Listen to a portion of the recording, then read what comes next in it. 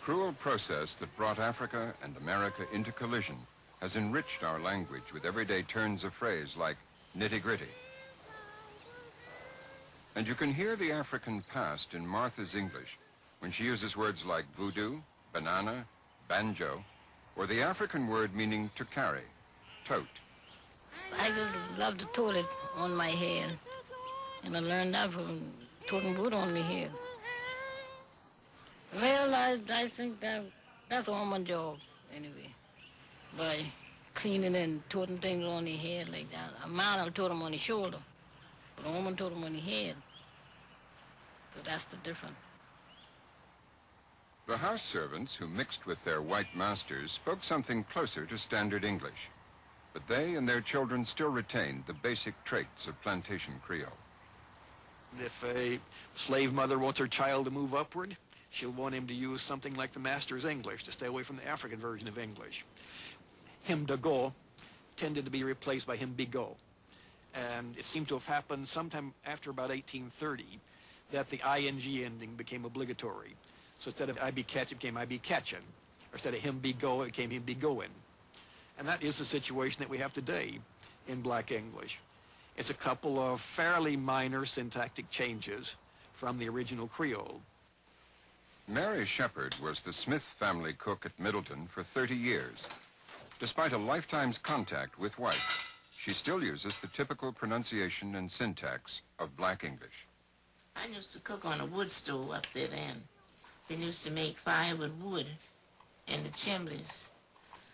And it'd be cold, and the wood be wet. And if they ever let it go out, then you was in bad trouble. Mary's verbs are typical of Black American English. She says, I writes, they gone, and they die. I was here from 1925 up until now. And the Smiths, they treated me just like if I was one in the family. All the children loved me, and I loved them. They're going off now, but I writes to them, and they write me back. And when they comes home, they come and see me. But I'm the oldest living one on Middleton now. All the other ones are going. They died. So I'm the last one now, living. The blacks who lived in the slave quarters on the great estates had a significant effect on their masters. The whites had arrived with the Arliss accent of southern England. Gradually, it was modified by the speech patterns of their slaves, producing the distinctive tones of the southern aristocracy. The youngsters, when they were at their formative years in terms of language, were given play children. Young men grew up until they were old enough to go to school, speaking perhaps this plantation Creole as their first language. In many cases, the southern plantation families were somewhat embarrassed by it, and they sent the young boys away. They sent them to England even, or somewhere in the north, in order to teach them, quote-unquote, good English. The women in the plantation south, on the other hand, were not considered to be educable. There's no need for them to know anything except sewing and cooking and maybe music.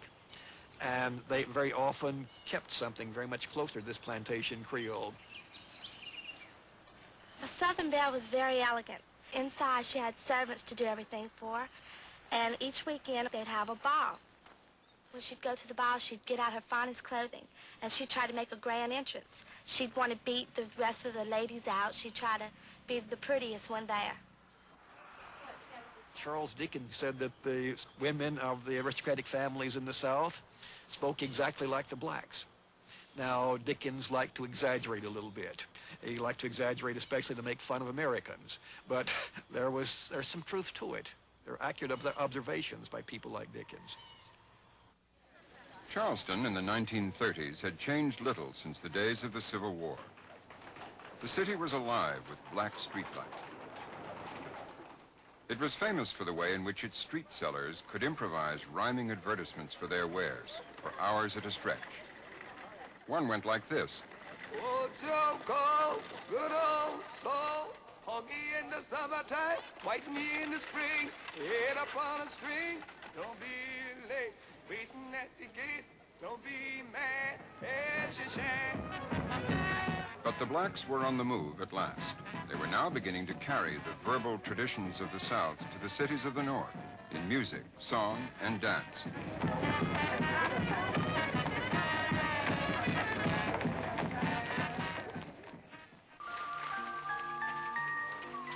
We cook the crab, we caught it, and we put it in a big pot and pulled up with water and put red pepper in and boil it till it got red.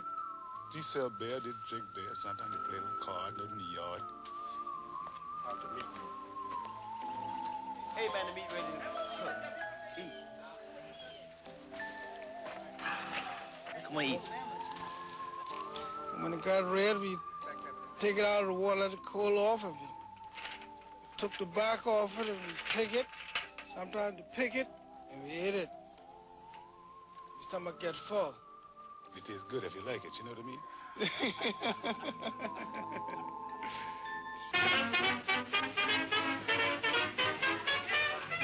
Jazz Crazy New York in the 1920s, on location in a Harlem nightclub. The musicians who migrated here introduced a wealth of black jargon into the heart of American and world English, from jazz to jam session. Once again, it was the man of words, musicians like Louis Armstrong, Jelly Roll Morton, and Fats Waller, whose jive talk commanded the respect of the fans.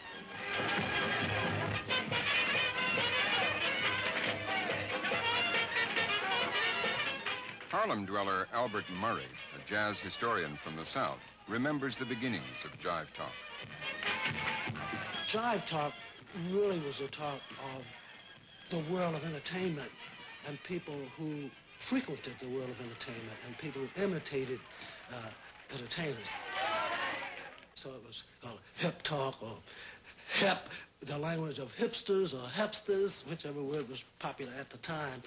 And but it reflected the jargon, let's say, of music, of the stage, of the nightclub, and of sports, mainly. And the main carriers or disseminators or vectors of vehicles of that type of talk were popular entertainers. They have a new expression, long old Harlem way, that tells you when a party is 10 times more than gay. To say that things are jumping leaves not a single doubt. Watch all these cats, watch everything when you hear somebody shout. This joint is jumping, really jumping. Come in, cats, and check your hands. I mean, this joint is jumping. Yeah! As well as words like joint, this jive talk from down home gave us black in-words like beat, groovy, hip, hype, jam, mellow, riff, square, and too much. Most of the jive talk is basically down-home talk. It's the southern musicians moving into the north, and their speech became more and more popular. Get your big feet binging, there's plenty in the kitchen. What is that? You just walked in, just look at the way it's switching. Oh, mercy. Don't mind now, because I'm in power. I got bail if we go to jail. I mean, this joint is jumping. Yeah! Normally, people in the North would show great influence of Irish and Jewish people in their talk. The other great influence would be the speech of Southern music, successful Southern musicians. By World War II, the swingers of white America were jiving and jitterbugging to the music and rhythms of Harlem. Cab Calloway was one of the most popular band leaders in Harlem during the heyday of the uptown nightclubs. And he used jive talk, a running patter as a part of his act, but it was a vehicle for popularizing that particular language. Hey, Mr. Calloway, what do you mean we the cats shall have you? What kind of talk is that, huh? Elucidate, elucidate. Cab Calloway actually compiled a book entitled The New Cab Calloway Hipster's Dictionary, The Language of Jive.